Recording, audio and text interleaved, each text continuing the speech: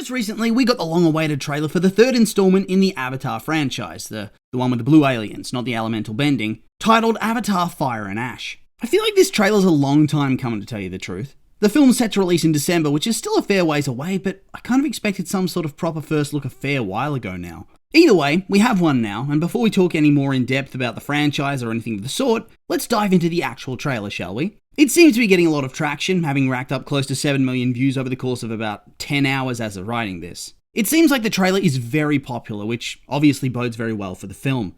I don't see this being the first flop in the franchise, that's for sure. It starts off with a look at some Na'vi flying on some, what are they called? Banshees? Ikran? Either way, they're flying on them, and I do wonder whether this is meant to be some sort of flashback. Is it Lo'ak and the brother who died in the second film? Could this be maybe some sort of vision that Lo'ak's having when connected to Awar or something? I'll be the first to admit I'm not completely up to date on all of the lore, but this is what came to mind when I first saw it. After all, now they live in a completely different area by the sea, and I think if they're going to be leaving, there's not going to be much time for them to cheer and be happy like this. We then see one of the Na'vi on one of those underwater creatures going around what seems to be the ship that sank during the battle at the end of Way of Water. I do wonder if this is just an establishing shot, or maybe it's a clip of them searching for something. Let's not forget at the end of the film, Quaritch and Jake had that big fight which ended with Jake choking him out underwater. Spider ends up saving him, but I doubt he told anybody about that. Why would you? Anyway, during the fight, I'm pretty sure they were inside the ship, and thus I would expect that his corpse would still be there, right? Maybe they've heard that he's still alive and somebody goes to look for his body and they discover the truth? Yikes. I wouldn't want to be Spider when they find out what he did. He's still alive! Well, he's not as dead as we would have hoped. Time to run away, bro. She almost killed you once, and I think in the deleted scene, she was actually going to kill him even after Quaritch let Kiri go. We then get a shot of Kiri smiling at one of Awa's creations, as Kiri often does, before we see Lo'ak seemingly getting spiritual advice from his love interest Soraya. I did read somewhere that this is meant to be a bit of a transitional film, that Lo'ak's going to be the main character going forward instead of Jake. And so I guess that in turn, Soraya is going to be getting a far bigger role in the story going forward as his love interest. I'm thinking that part of Lo'ak's arc this film is perhaps going to be dealing with the death of his brother and maybe feeling like he isn't good enough, that it's all his fault. Hence why he needs this spiritual guidance and to be reminded of who he is. We then, I think, meet a new Na'vi culture with these ones that seemingly travel around on living Zeppelin creatures. Here I simply want to stop and take a moment to appreciate just how good the music and the visuals for the trailer are. These will 100% always be the biggest draw for me for the franchise. It just has this haunting beauty about it. It feels so real, and it boggles my mind at how far visual effects have come since I was a kid. I remember thinking that nothing could ever top the Lord of the Rings or the Star Wars prequels when I was small, but now here we are. Absolutely insane, even compared to the previous installments of the franchise. James Cameron, you absolute mad lad, you've done it again. We get a shot of Quaritch walking in a volcanic area, likely going to meet up with the clan of Na'vi who are more willing to work with him and the RDA to fight back against Jake and the other Na'vi. We see the Sully family wading through a swamp, with Lo'ak in particular looking a bit wiped out from the ordeal. We see the Metkayina clan having some sort of meeting, and it seems the chief's wife is still pregnant here, so I guess not much time at all has passed between the end of the second film and the events of the third. I think it does make sense, as I suppose they did film them back to back. I just figured they'd have a tiny little time skip of maybe a couple of months to a year to allow things time to breathe and set things up after the RDA got slaughtered once again. Here though, it seems that Quaritch is going to get things started immediately with a brand new plan right from the get-go. There's a shot of Spider and Kiri stalking through the jungle, with Spider having a knife in hand and maybe even some blood on his arm. Couldn't be quite sure about that. I do wonder what the context here is going to be. Are they hunting a human, an RDA member, hunting an animal, maybe one of those Ash Na'vi? It's probably too soon to tell at this stage. We get a look at some more young Na'vi love, which is rather cute. Already we've seen 2 clips of this pair in the trailer, so I'm definitely thinking they're going to be getting a much larger role in the film. Or at least I hope so.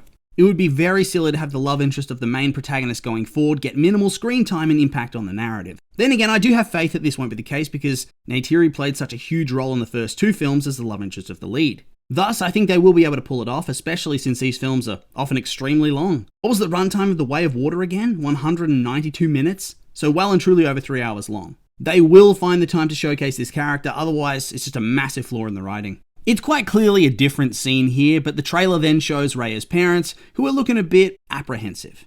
Is this just a red herring transition, or are they trying to hint that perhaps they're not going to approve of their daughter vibing with this guy and potentially becoming his mate? Maybe like Neytiri, she's already been promised to somebody else and this attachment is getting in the way of things? I do tend to think that it might just be a red herring situation though, and that this look they share is going to be about something else. We also see Lo'ak lashing out at his dad, which I'm guessing is going to have something to do with the death of his brother, considering it's clear that not much time's passed between his death and funeral. I think the film is going to take its time to really explore a lot of their trauma surrounding those events, and see how each of the family members deals with the grief. The very next clip that follows is of Jake telling Neytiri that she can't keep living in hate, and he really emphasizes the hate to the point that it comes out almost as a snarl. I'm guessing that she's going to be acting out quite a lot in these early stages of the movie. Once again, if I'm Spider, I'm going to be watching my back because this giant blue alien with super strength is clearly going to have an extreme hatred for humans from this point onwards. It was already rather bad before with her trauma from the death of her sister, then her father, and the destruction of that giant tree, and now she's lost her son to them, which I think is just going to be a whole new level of rage and despair. I suspect that Spider might end up being a bit of an outlet for her anger, and maybe Jake's going to step in and want to stop her. Either that or she's going to become a warmonger and advocate for them going to hunt the humans themselves,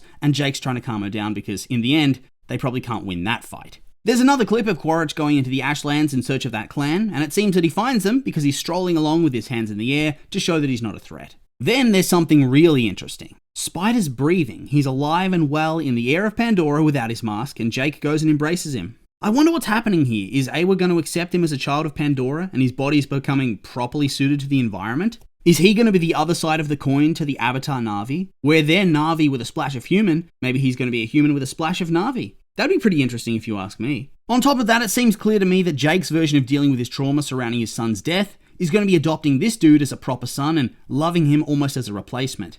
A son for a son. The RDA in Quaritch took his son away from him with violence, and now he's going to take his son away from him with love and care. Feels a little bit toxic, as previously he was more of a very distant uncle figure, and even called him a stray cat at one point, I'm pretty sure, but I suppose better late than never, right? There's a scene of Kiri talking with one of the leaders of the clan, where she tells her that if there is something she can do, that she must do it. What is this in regards to? I have no idea, but I'd expect it to have something to do with Awa, and doing something to stop the RDA, or the Ash people maybe. Speaking of which, we have a clip intercut with this conversation of Jake running through a throng of Metkayina, with their village burning in the background, coming face to face with what seems to be a team up of the Ash people, as some of these folks are clearly Na'vi, and also the RDA, judging by the fact that they have guns and those bright floodlights. It seems they're going to attack the village at some point, which will likely kick off some of the drama of the film. I do wonder why they wouldn't just leave straight away though. Does Jake perhaps surrender himself to avoid anybody else getting killed here? Is this one of those film tropes where the villain arrives, monologues before leaving to fight another day when they could just easily finish the job here and now?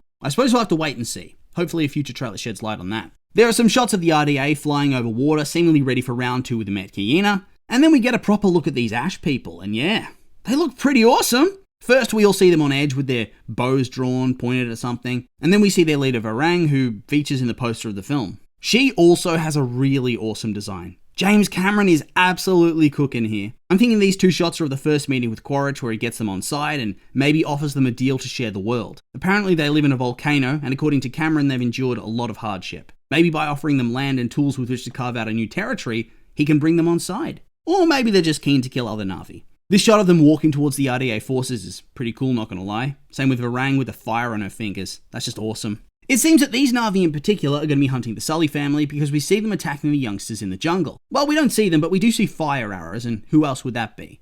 Neytiri ends up in some sort of hospital, and judging by the fact that she isn't chained down, I'd expect that she's with those dudes that helped them out during the first and second films, right? Norm and Max. Here we also see that Spider takes a hit, probably during the course of the fight with the Ash people, and his mask begins to malfunction, which in turn, I think is going to lead to the realization he can actually breathe without it. Either that or Kiri's going to use her Awa powers to force his body to change if she can do that sort of thing. I mean, Jake's consciousness was transferred into his avatar permanently, so I figured Awa probably does have that sort of power. We then see Jake in chains in the RDA base, surrounded by humans and Ash people, as well as somebody flying on an Ikran with an arrow sticking out of their body, either dead or unconscious. Okay, so I think I'm starting to piece it together. Quaritch brokers a team up with the RDA and the Ash people, and they attack the Metkayina. They burn the village and take Jake prisoner, and Neytiri gets pinned cushion, probably by Varang, to set up a rivalry between them for the finale of the movie. The Ikran flies her to Norm and Max for treatment, whilst the children either flee or go after Jake to try to help him. Antics ensue, which leads to Spider losing his mask and starting to breathe. At some point, they'll probably all come back together somehow to fight the Ash people. However, I doubt the Ash people are going to be dealt with in one film. I think having Na'vi that are not all about living in harmony with the land is far more compelling than having every single movie simply being humans versus Na'vi, where the Na'vi win again and again.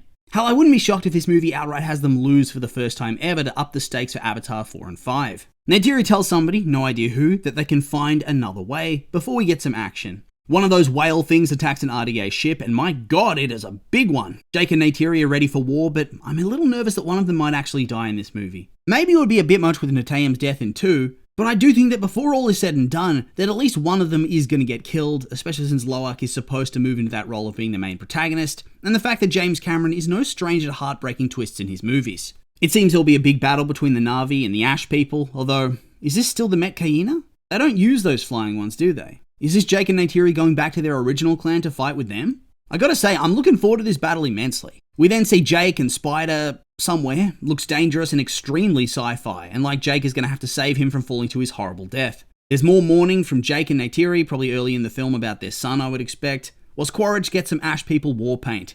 Yeah, I gotta say, I hope neither he nor Varang die in this movie. I want them to become a breakaway faction from the RDA, to tell you the truth, a third side. Still antagonists, but simply in a different way. Plus, I think Quaritch embracing his Na'vi side, but choosing the least Awa-focused clan is a fun way to go about it from a narrative perspective. From here, we see there's going to be Jake versus Quaritch round 3, and Loak lines up a sniper shot whilst being extremely angry. I'm thinking that he's going to encounter that other recombinant, the one that killed his brother, and he's going to try to take his revenge. I suspect that if you want to kill off an antagonist in this movie, that dude is the right choice for this one.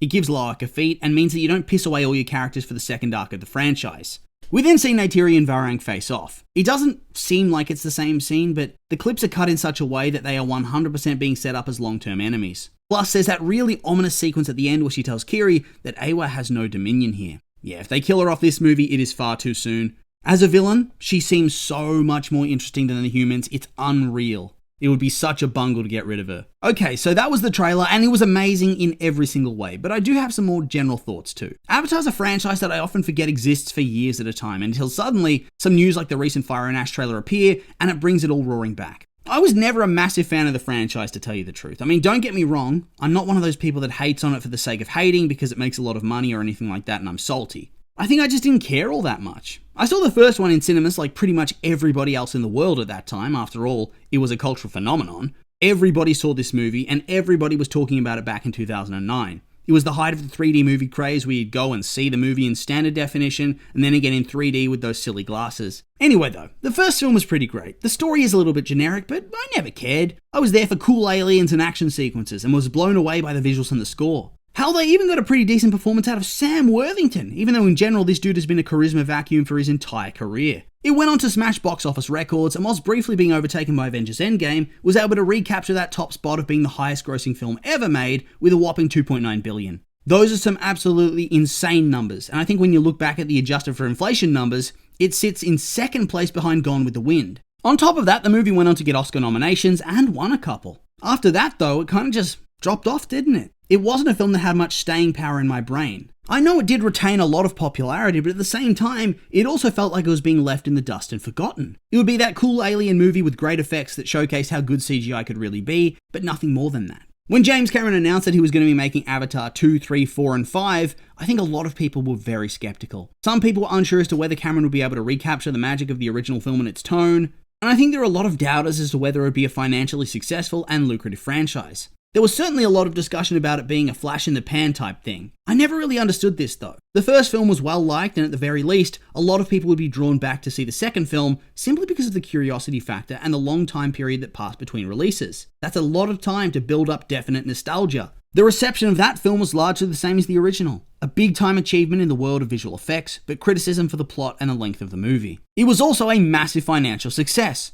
Maybe not to the level of the original, but it still remains one of the few films to ever gross over $2 billion, raking in 2.3, not all that far off the pace of the first movie. And thus I think any discussion of diminishing returns is probably rather premature. I do wonder if there's still going to be people that are thinking that Fire and Ash is where it all falls apart for the franchise and everything flops hard. I will keep my mind open and say that anything's possible. But at this point, I honest to God think that James Cameron could release a 3-hour documentary where he's naked, painted blue, and is slowly tending to a campfire, saying nothing, and title it Avatar, Fire and Ash. And it would still gross $1 billion. Anybody suggesting this film is going to be the beginning of the fall, I think is simply hoping for that to be the case, rather than actually showing any sort of proof of their claims. It looks amazing, it's getting massive traction online, and it's once again going to break the box office, mark my words. Judging by this trailer, I think this might actually be the best of the 3 that have been released so far in terms of the narrative, and so I am beyond excited. With all that being said though, these have just been my opinions, and now I'd like to hear yours. What did you think of the trailer? Did you like it? Hate it? Are you excited for the movie? Maybe not? I'm curious for your thoughts, so make sure to like, comment, and subscribe, and let me know.